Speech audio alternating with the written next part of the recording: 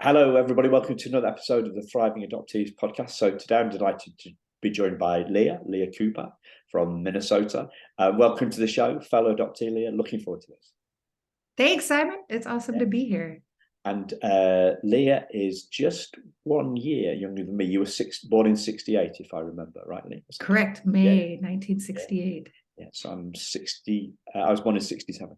I almost said I'm 67, but no, I'm only 56. Don't wish away those years, Simon. So when I was listening to you on Haley's excellent podcast, Adoptees on, you talked about the story that you tell yourself about yourself, and you talked about feeling like an outsider. And also that you feel much less like an outsider now. So what do you think have been the key things that have led to that change about feeling more at home and less as an outsider? Well, it's not a straight line, of course, right? Or an on-off switch. But I mean, as I talked about a little bit on the podcast with Haley, a big click, maybe that makes it sound too sudden, a slow, painful cracking open took place when my theater company and I decided to make a play about adoption by talking to hundreds of people in the adoption community, right? And the more I heard not only adoptees talk, but also birth parents and adoptive parents, the more I started feeling feelings that I didn't understand and I couldn't name at first, right? I think this is not so different from most people coming out of the fog, right? I'm feeling things and they hurt and they scare me and they make me angry and want to tear the world apart and I don't know why, right? So that started happening and I didn't, even though I was surrounded by adoptees, at first I really didn't understand what was happening to me. And I have to add that there was a layer that my marriage was ending at the same time.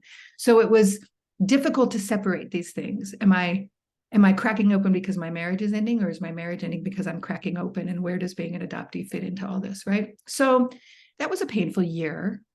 But at a certain point, after my marriage ended, after the play was done, when I sat alone in my house for hours and hours and hours, I just let myself cry. I just cried and cried and cried and cried and cried and cried. Many hours every single day. And it didn't even feel like emotion. It felt like a physical purge, like a seizure or the hiccups, except it involved sobbing, right? And sometimes I would be like, my God, Leah, you have to get out of the chair. You have to get out of the house. And I'd go for a walk, and we have beautiful lakes here in Minnesota. And I would just put on big sunglasses and walk around the lake while tears streamed down my face. And I would just hope nobody noticed this strange woman walking in circles with tears streaming down her face, because I didn't want anybody to ask me what was wrong, because I did not know the answer. But eventually, little by little, I was like, oh, grief. This is grief. I'm grieving. I'm grieving that I didn't get all these things. And I can't go back and get them now, right? And so I will say, and I don't think what I'm describing is so different from a lot of people's experience, regardless of what age it happens and what triggers it. But there was finally a settling down. And I remember a moment when I thought to myself, careful, Leah, you could get really comfortable with grief as your best friend. Like once I started embracing it and started saying, what if I don't flee this? What if I just let it happen? It felt good. It felt like a warm bath, and I sat in it for a long time. But then two key things happened. I found out a friend died of cancer, and I didn't even know she had cancer. And she was somebody who I know was staying inside and grieving. And I was like, you can really surround yourself so much with grief that you've separated from the world, right? Careful.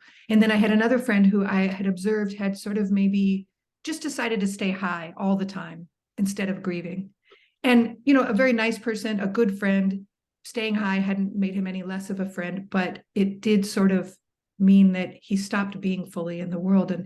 And I started realizing he was just boring as hell, and I was like, ooh, careful. And so it was like two different situations where a little voice inside my head said, careful, like don't fall in love with your grief and make it your sole companion. And so I did sort of crawl my way back out into the world. And so this gets all the way back to your question of being an outsider. So I crawled back out with this idea in my head that I had lost something. There was no going back and getting, and I simply had to accept that about myself. So that made me more comfortable with who I really was, not the cheerful, orphan Annie who dances and smiles for her dinner, but the sad person who also can be funny and dance, right? I tried to find that yes and reality of myself. I am somebody who is sad, and I am somebody who can be in the world. I don't have to hide, but I still felt like an outsider because I'm walking around being this person who lost something they can never get back. And while other people have that experience too, the adoptee version of it is pretty unique, right? And then I started putting myself in community with other adoptees. And I was a little surprised to figure and notice that I still kind of felt like an outsider, even among adoptees, for a variety of reasons. One, I'll just say it. You adoptees, you run right to talking about reunion. Let's talk about reunion. Are you reunited? Do you know your birth parents? Do you know where you came from? Where are you in that process? And I'm always like, I'm not doing that process. I'm not interested in that process. And I could talk at length about why I'm not, but I'm just not. I'm not interested in reunion. And so then right away, I'm like, oh, I'm not in this conversation. I am an outsider here. So that's something that sort of made me go, wow, where am I an insider? My gosh, but there's an interesting thing I have observed, which is that in my work at my theater company, we often make plays, not just with adoptees, but other communities. And they're often communities who've been silenced. They're often communities with trauma. And what I notice is I feel less like an outsider surrounded by people with trauma that they have worked through, and they are now trying to use the strength of the wounded healer, right? And I go, oh, that's me, wounded healer, right? And so I will say part of my journey to feeling less like an outsider is saying, I don't think adoptees are a homogenous block. I don't think we all have the same journey out, and I don't think we have the same journey to strength. I think we share a lot, right? But they're not the only people I find kinship with. And it's maybe important context to add that I grew up in a family, my adoptive family had a lot of mental illness, and there was a lot of neglect and a lot of trauma. And so sometimes I identify more with that community, people who've experienced that. But finally, okay, now I'm going to get to the part where I'm going to say, here's how I'm starting to feel less like an outsider. Sorry, I tell stories in circles. I met my current partner, who's also an adoptee. Here, I just said that I don't necessarily find community in adoptees, but my partner is an adoptee, and we discovered this by accident on our very first date. And I think we both just stopped in shock and stared at each other, because I think we both immediately knew that was something special. Like, it's not we didn't think to put it in our dating profile, right? Like, it's not something I thought to look for. But when we looked each other in the eye and went, you're adopted? I'm adopted. What? Oh, it's like we could feel that there was something that we shared that didn't even need words, and that has played out in our relationship, right? Like, I do think that it can be easier to have a domestic relationship with somebody you share culture with. But as an adoptee, I've never been able to name my culture, right? Is it a culture of outsiderness? Is it a culture of I grew up with mentally ill people? Neither of those feel quite right. But he and I share a culture of all the little quirks of being an adoptee, right? All the ways that we're like, I don't want to be in your way. Oh, don't ever reject me. Is that rejection? Like we can see in the other one's eyes the moment we're having an adoptee moment, and we can go, oh, here, let me just hug you. It's okay. And that vocabulary of all of our weird little quirks of abandonment issues and control issues and compulsions around feeling safe, like that's our shared culture. So in this relationship, for the first time, when I am at home, I don't have to be alone to feel in community. Oh my God, I just admitted something. I think I only ever used to feel in community when I was alone or in nature, right? Like, I felt more in community with animals and trees and the ocean than I did with other humans until I met my partner. And there I feel in community with him. So that's a big one. The other place I am feeling more and more less and less like an outsider is I have started writing my own stories. I signed up for this writing cohort with Anne Heffron, who you know is a memoirist and a writing teacher. And she just really encouraged all of us to start just telling our story from our point of view, she would give us these weird exercises like write with your angry voice in all caps and then read it aloud shouting, and it was just like this exercise in not being afraid that our view of the story is entitled to be told from our point of view. And it's been this real slow process for me in which I didn't think I had any stories to tell, and now I have like 16 journals full of words. So the more I let myself spend time with my own story, the more I go, you know what, my story's not so weird. I'm not an alien. I'm a human like other humans who had some weird stuff happen. I can see Leah, you can't listen, and I can guarantee you that she is definitely not an alien, but she is. I didn't time that. I didn't time that, Leah. But I asked one question, right, and off you went. Can I rein you back in?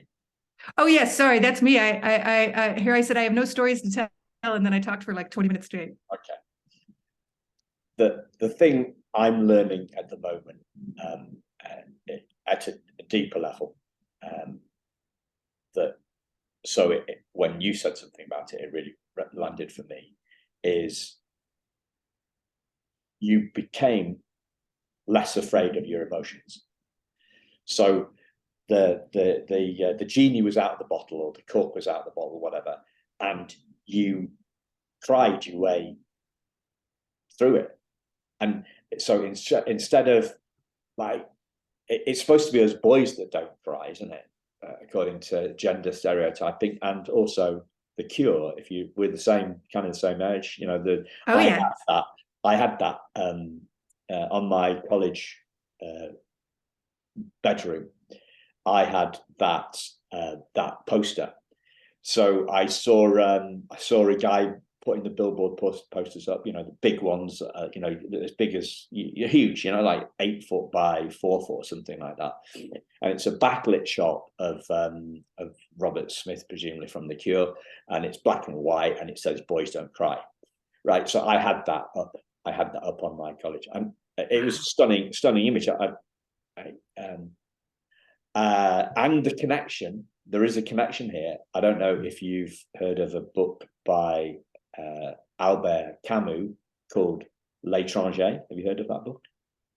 Yes, The Stranger. So yes, The Stranger. Yes. Is it The Stranger, or is it The Outsider? I'm not sure which. Oh, I think it can be. I've seen it translated both ways. I read that as a teenager, and I think what The Catcher in the Rye was for a lot of other people, that book was for me. I was like, yes, this explains the world to me completely. Yes. It freaked me out, existentialism. Yeah. But Robert Smith from The Cure is that's why there's a song called "Killing an Arab," which is it is the story behind Albert Camus' L'Étranger. We don't really normally do literary references, but I'm making it a bit more pop culture, isn't it? Because I'm talking about The Cure. So, and I'm linking it to The Outsider. And yeah, Boys Don't Cry, Adoptees Don't Cry, and you remember, again, flipping back to what you said on to Haley, you were the good one. You were the good adoptee that sings and dances, as you say, and you didn't let it go, and then suddenly, kaboom!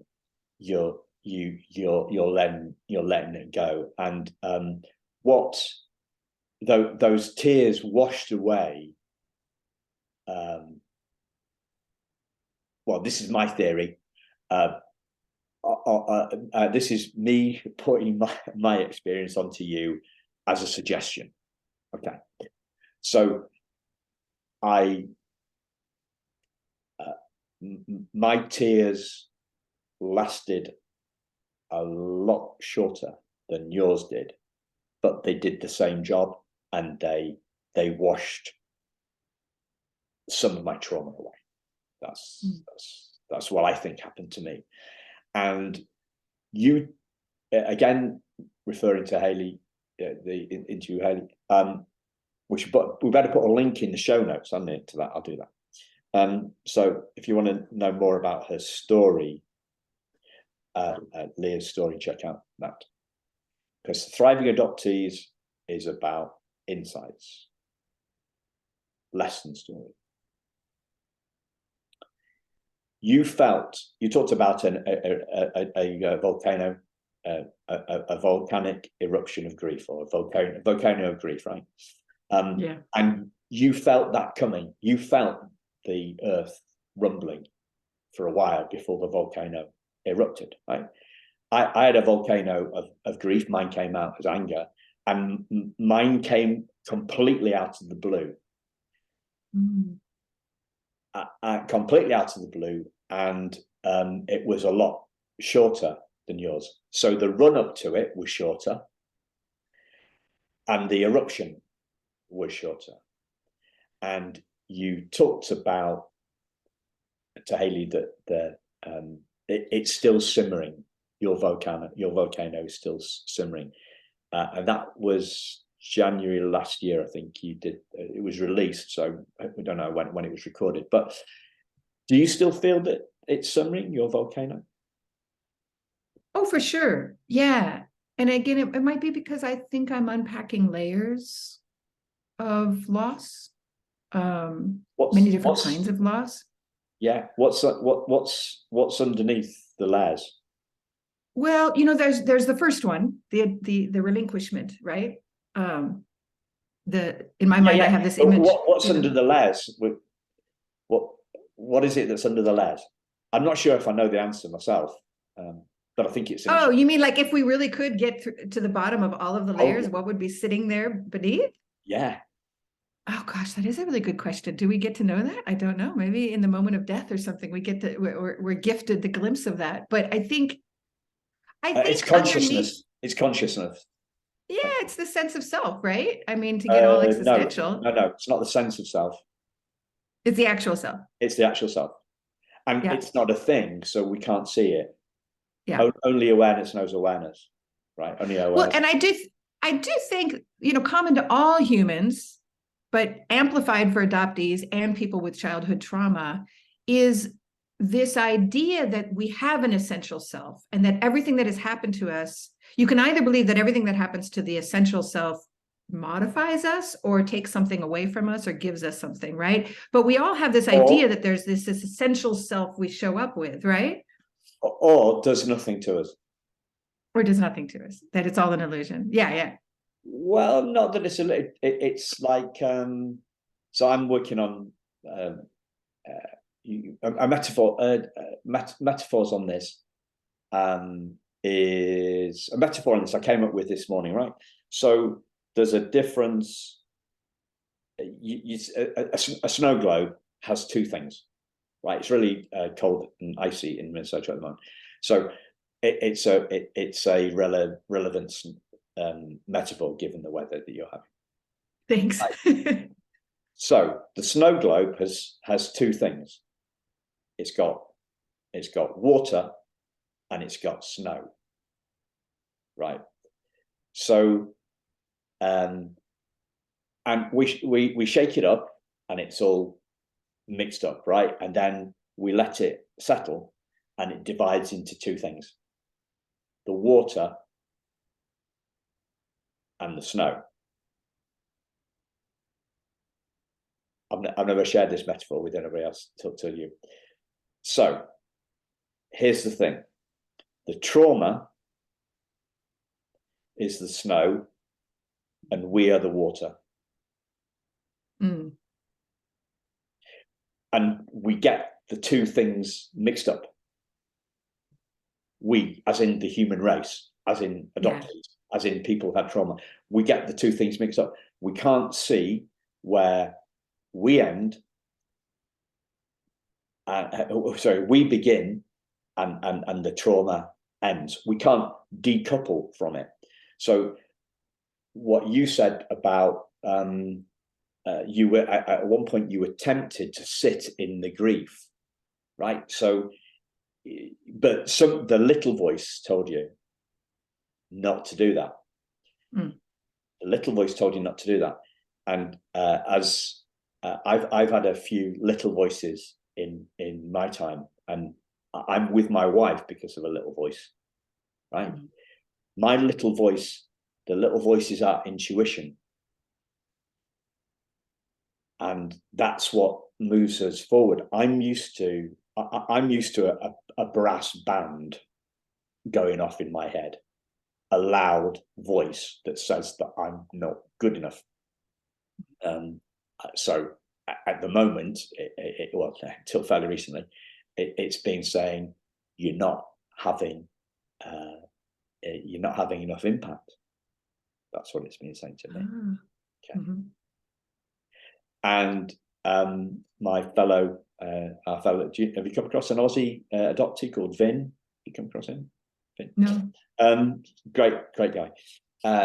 He's been through a hell of a lot, but he before Christmas he helped me see that. He helped me see the lie in what my inner voice was telling me, basically criticizing me for not having enough impact. So normally the voice in my head is really loud and very negative. It says I'm not good enough. I'm not good enough for business. I'm not having a good enough impact. And then obviously the adoptee stuff. So that's the one that gets all our attention, the loud voice.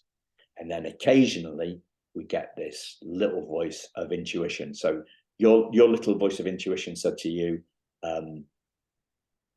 don't sit in this grief. Don't cuddle up too close to it. And don't let it become you. You snuggled up with it, but you didn't let it become you. Okay. So you saw in that moment, you saw yourself as the water and not the snow.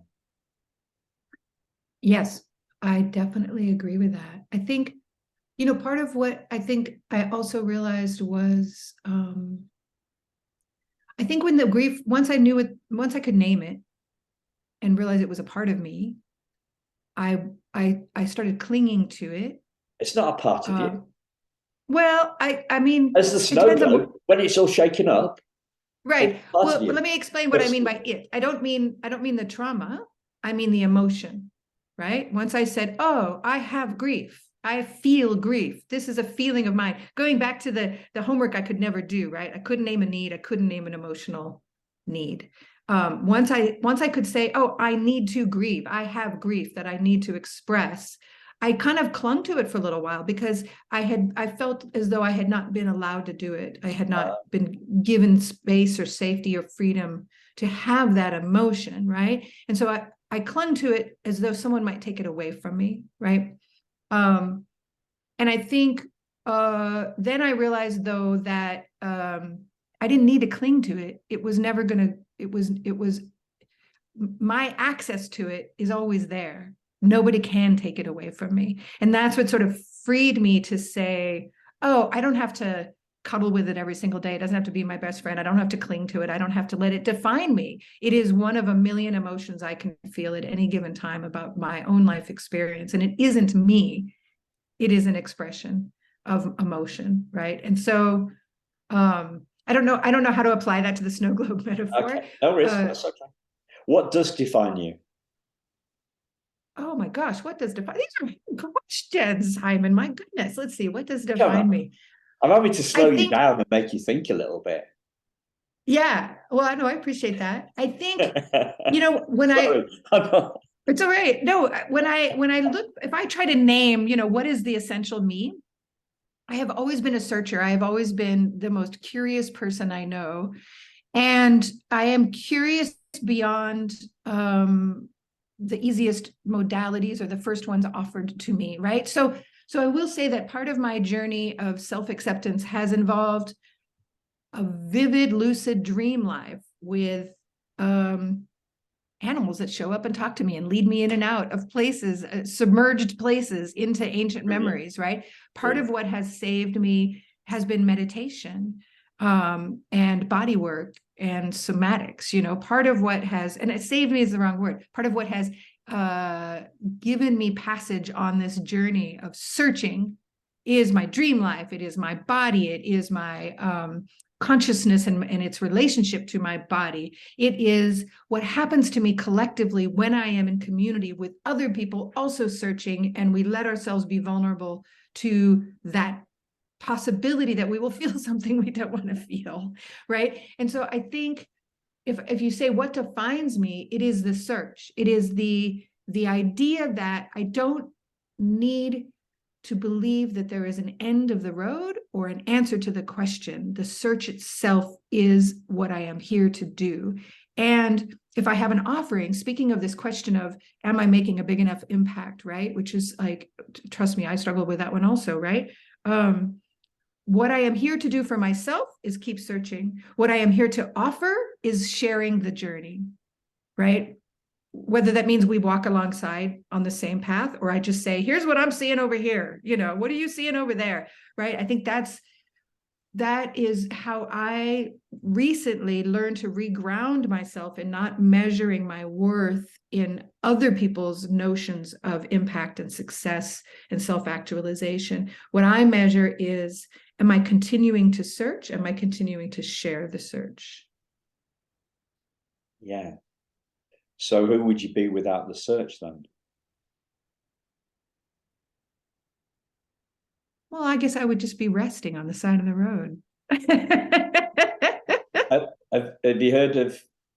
I'm going to rephrase this in non-religious language. The journey to consciousness, and then the journey in consciousness. So, seeing who we are, i.e., the water, not the snow of trauma. And I'm also going to extend my metaphor of snow. I'm going to say that the snow is also grief. It comes in this metaphor. It's the same thing. It's not essential to us. So we're stripping back all that is non-essential to us, and we're seeing who we are as which we can't see, because it's spirit. You know, it's not a thing. It's immaterial. Consciousness isn't a thing, so you can't see it. That's why I have to use metaphors. So it's a bit like the invisible man, or the invisible woman, or the invisible non-binary person, whatever you want to call it. We can't see who we truly are. The invisible man is and the invisible person is made of space. Mm. It's closer to spirit, so we can't see it. That's why we can't find it. We're too close to it. We are like the fish that doesn't know it's a fish. You know, we're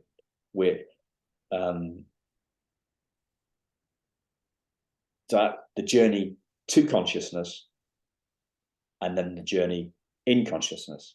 So the journey to consciousness happens, the glimpse of it, the glimpse of it, and we keep on having those. We have those glimpses all the time. So you talked about in nature, being in nature. So what happens is in nature, for me, what happens is the voice inside our head is silent, and we are rendered speechless and thoughtless by the view, by the beauty of the view, and we project our peace on the landscape, and we think, oh, I must go hiking, or we are connecting with the whole universe. We're seeing our spaciousness. We're seeing the spaciousness that we are reflected in the world around us. We're seeing that we are the universe. You know, universe one song, and then the phone rings, doesn't it? And we've got to go back down the mountain because our dog's ill or something. You know, like, oh, we've got a leak. You know, the frozen pipe's gone or something. And we lost, and we lose that we lose that connection. We lose that connection to that space. So and also, we're looking for enlightenment. We're searching, and the search keeps the brain going. And whilst the brain's going, it doesn't find peace. So there's two stages: the journey to seeing who we are, the journey to God, as some people say, and then the journey in God. The journey in God is the one that never ends. But we're expecting this seeing ourselves. We go to India. People go to India to see themselves. They go to the East to find themselves, and they take their SH1T with them, don't they? Oh yeah, you can't get far enough away from yourself to flee. Yes. No, because it's the emotional baggage or the trauma that we're carrying, and we haven't decoupled from our trauma. So we take our trauma with us wherever we go, and sometimes it's sometimes the backpack is lifted off that. What you just described about this idea, this thing you just said about, we go to nature and then we sort of project our piece onto nature and we credit nature for what we maybe really just, found in ourselves. This resonates against so many things for me. On the simplest level, one, I want to say I was a lifetime smoker who also quit smoking after I came out of the fog. And I read this book called The Easy Way to Quit Smoking, which is like the most innocuous title ever, but it really did help me quit smoking. And one of the things it said in the book was that you think you go outside to have a cigarette because the cigarette makes you feel calm, right? But it's really the going outside and the breathing deep that maybe is doing that, and simply making the choice to take a break from the world, right? And that was like this really grounding revelation for me, that like you think you're smoking, but you're really being still and breathing, and you just now you associate this habit with it to give yourself permission to do it. It also makes me think, so a revelation I've had recently. We like revelations on this show. Oh my God. And I have a revelation every day. Like I'm a revelation a day generator. So really, Simon, you could just call me every day and I'll toss a revelation at you. But no, this recent one is, so during COVID, we've all spent a lot of time on Zoom, right? And I'm somebody who often gets hired to facilitate difficult conversations. It's just a knack I have and a skill I've cultivated, and now it's part of my career. And during COVID, of course, I got asked to facilitate Zoom-based conversations, and difficult ones at that. And so even though I did not enjoy the experience of being on Zoom really probably any more than anybody else, I really tried to lean into how do we do this, And what I found is we, just like in real life, we really try to fill the silence, and we try to cover whatever discomfort is being generated either by the conversation or the format, right? And what I also found was that everybody was sort of physically exhausted and everybody was having trouble feeling their own senses, right? We were all these disembodied heads in our cocoons who were terrified of the world outside. And so I started, I had learned from somebody else, I forget who, I'm not going to successfully give credit here, but somebody had talked about the productivity of silence. That sometimes in a group, it's good to just take a breath and make space for silence and to not feel like we have to fill every space. Because what happens is the noisy people fill the space, and the people who are maybe more introverted or just need more time to formulate their thoughts, they never get a word in edgewise, right? Because us noisy people, I'm talking about myself, fill every space, right? And so just a simple little technique I would bring to these Zoom conversations is I would say, throughout the conversation today, at various moments, I'm going to invite us to pause and take a breath and observe the productivity of silence, which is really just a way of going, don't worry, we're still doing something useful, even if we stop talking for a minute, right? And it was good. It would just sort of reset the conversation. It would give people time to ground their nervous system. It would give space for the introverts to maybe speak up after the pause. But the other thing it did was, for me, I noticed it created the same thing that happens kind of when you go stand somewhere in silence in nature with other people. You feel a greater sense of connectedness to your own nervous system, to their nervous systems, and to the larger world, right? You kind of return to yourself. you know, and the idea that I could have that sensation and observe that sensation among others in something so unnatural as a Zoom video conference was kind of a revelation. And it feels comparable to what you just said about maybe crediting the mountain for what was actually the stillness you made for yourself inside, you know. And so I think for me, when you go back to your question, what would I be if I stopped searching? It would be somebody in stillness, feeling the stillness of everybody else, all the other living beings, and realizing we're connected, whether we're doing anything at all. Well, the good news is that we are the stillness. Right?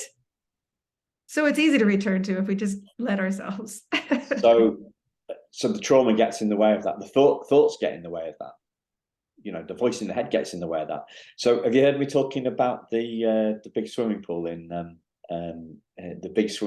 Leeds that I sometimes use? No, tell me about the big swimming pool in Leeds. It's just a metaphor, right? So at Christmas, my little swimming pool is 25 meters, whatever that is, 28 yards. So is shut for maintenance. And I go to a big swimming pool, it's 50 meters, whatever that is, 60 yards long. Okay.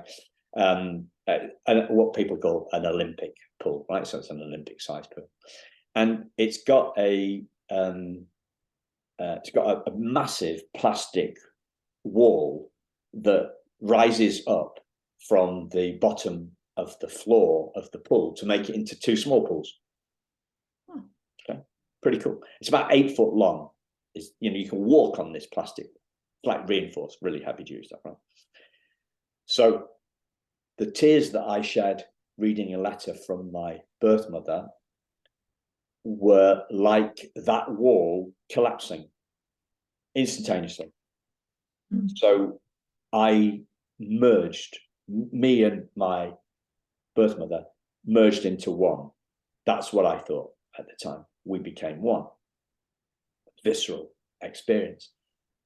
But it wasn't just me connected with my birth mother.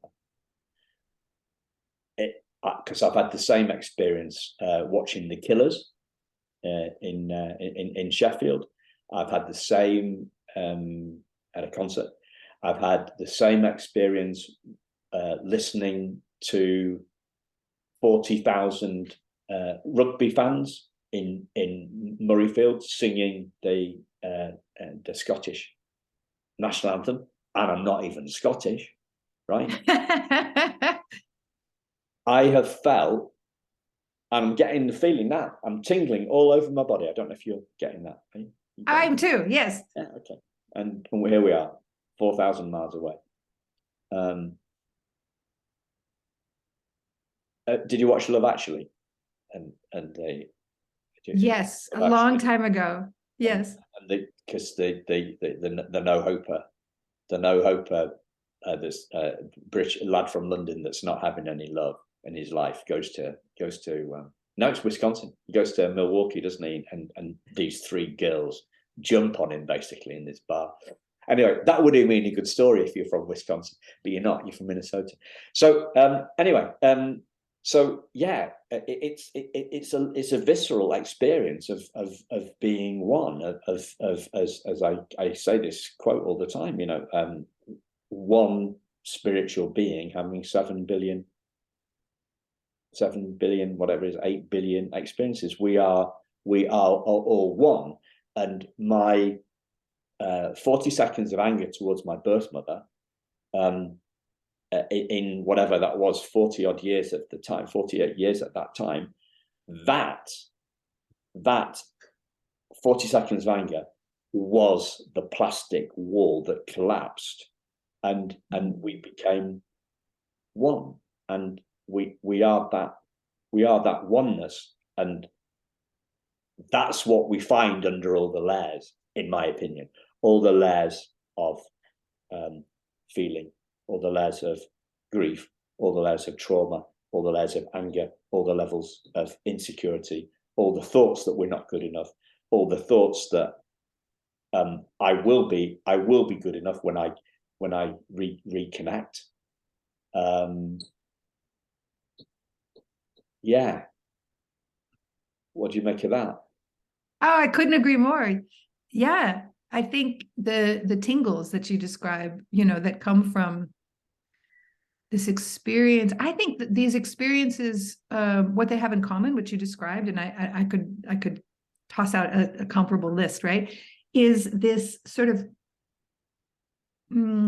getting around those frontal lobes of ours, you know, that want to narrate the experience to the most primal understanding of ourselves as living beings, made up of the same matter as all the other living beings around us, and to bring it in, you know, a little less cosmic, to simply human beings as part of a collective system, not just socially, not just culturally, not just intellectually, but at the cellular level, what we feel, what we experience, who we are.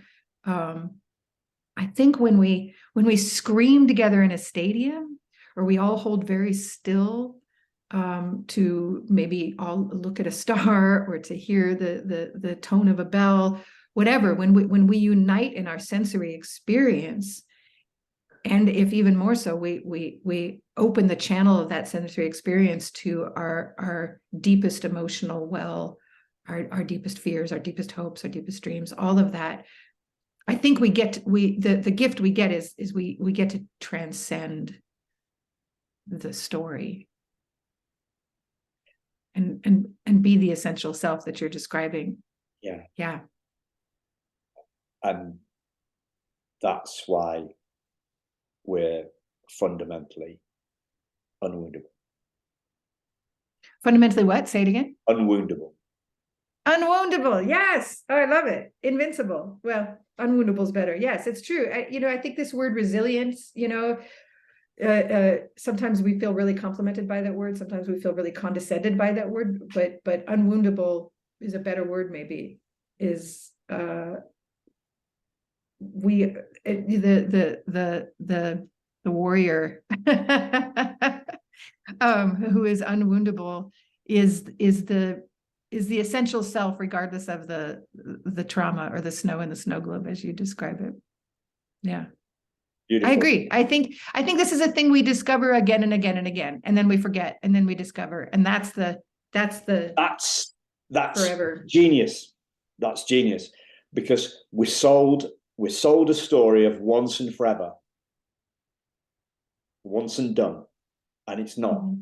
We touch it, we lose it. We touch it, we lose it. It's a bit like falling asleep and being awake. Oh my God, I think it's exactly like that. I think that's what's always missing in the mythic hero journey story structure. This idea that we go into the darkness, we come back, and now we're awake forever. No, I think we go to sleep and we wake up, and we go to sleep and we wake up. I think it is just like sleeping and dreaming and living. And when we know we're going to wake up, we're less afraid of the dark. Yes. Yes, I agree. We don't fight the dark. You let the dark in, and it didn't engulf you. We're terrified. I'm talking about myself here.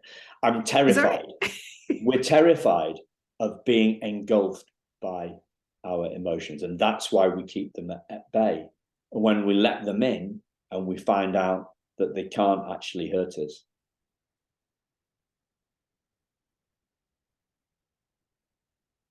It's not only that they can't hurt us; they are part of the full range of who we are, right? We are all of these experiences that have even come before us.